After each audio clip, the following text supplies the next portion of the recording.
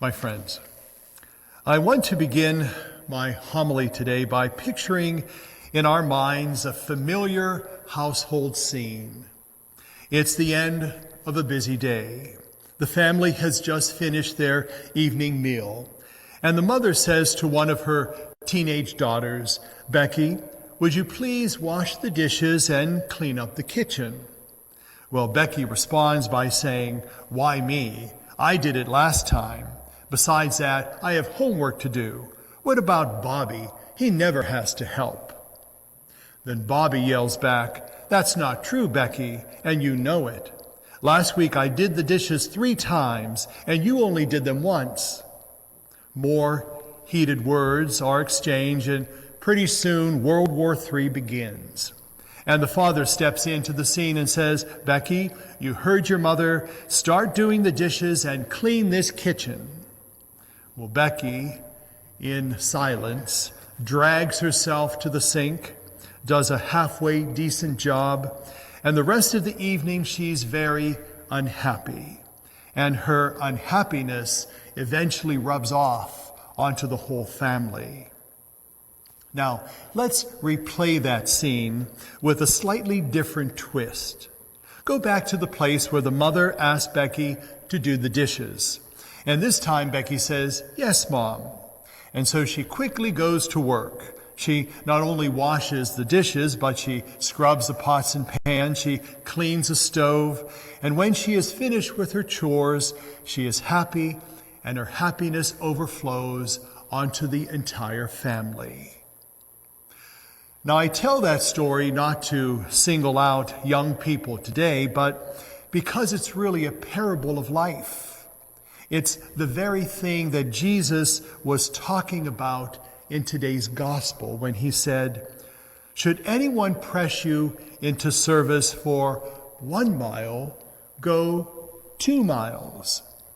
With that simple statement, Jesus is reminding you and me that all of life is pretty much divided into 2 categories: the compulsory and the voluntary. In other words, there are some things that we have to do whether we want to do them or not. And there are other things that we can do, but only if we choose to do them. You see, Becky in the story is really a picture of every one of us. At some point or another, we all get what we call kitchen duty, or something like that. And life makes certain demands upon us that we have the option as to how we meet those demands. We can do our duty grudgingly, doing only what we have to do, or we can do our duty gladly and then go beyond that. And the difference between those 2 options is really profound. If we spend our days in the narrow limits of the first mile, life will always be a dull and drab duty. But if we have the courage and the good sense to go the 2nd mile, then life can be transformed into a holy and high privilege. Take our work, for example. We can face our work in one of 2 ways. We can either go to our jobs like slaves driven to a dungeon, do only the bare minimum, keep one eye on the clock, and anticipate every minute the end of the workday. Drag ourselves home, feeling tired, irritated, unhappy, dreading the hour when the whole process begins the next day. Or we can think of our work not as a punishment, but as a privilege. Whatever our work is, no matter how menial we think it is, we can do it to the best of our ability. We can do more than what is required. We can be kind and helpful to our co-workers. We can look at all honest work as God's business. Now let's apply that same principle to our homes. We can function only in the compulsory, doing only what we have to do. not being overly aware of one another's needs, living only by the law of the first mile, or we can live by the principle of the second mile.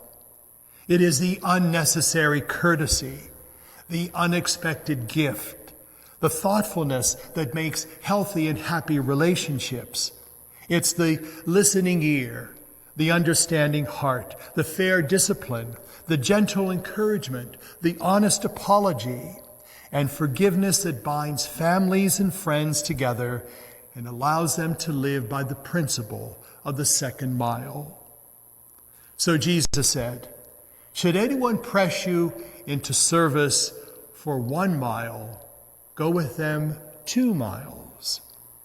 Where are we living our life? In the first mile or the second? In the skimpy minimum of the compulsory or in the abundant flow of the voluntary?"